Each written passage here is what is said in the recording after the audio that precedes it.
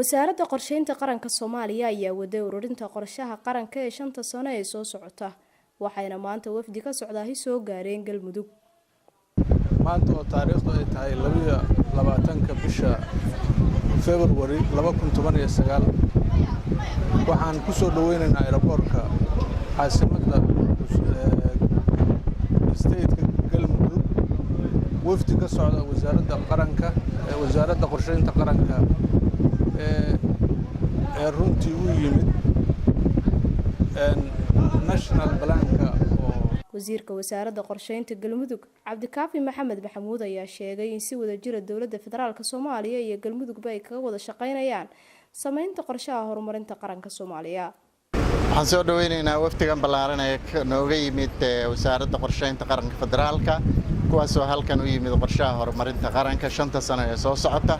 wafdigan waxa wada hogaaminaya Dr. Maxamuud Abu Karsanay iyo Cabdirashiid waxaanu leenahay gacmo furan ku soo dhawaada qorshahana waxa idin kala qayb qaadan doono iyagana dhinacooda kale la shaqeyn doono wasaaradda qorsheynta Galmudug ayagoo mataanaysan ay qorshahan soo gabagabeyn doonaan 4 maalmood ee fooda nagu soo haysa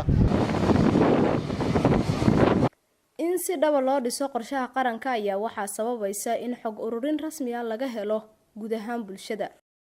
ujeedada aan midna waxa weeyaan in aan wada tashi la yeelano dadka deegaanka hay'adaha bulshada ganacsatada laamaha sharci dejinta iyo shaqaalaha dawladda ujeedadu waxa weeyaan runtii sidii xaqiiqdii lagu salayn lahaa ama lagu dhisi lahaa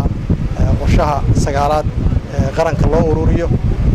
oo taasina ay u waafaqsanaato nidaamka cusub ee federaalka oo ah in xogagaalka qorshaha qaranka lagu dhisay oo ka yimaado bulshooyinka hadhowto qorshahaas wax loogu qabanayo Nafisa Xirsi Maxamuud Universal TV Dhuusmareeb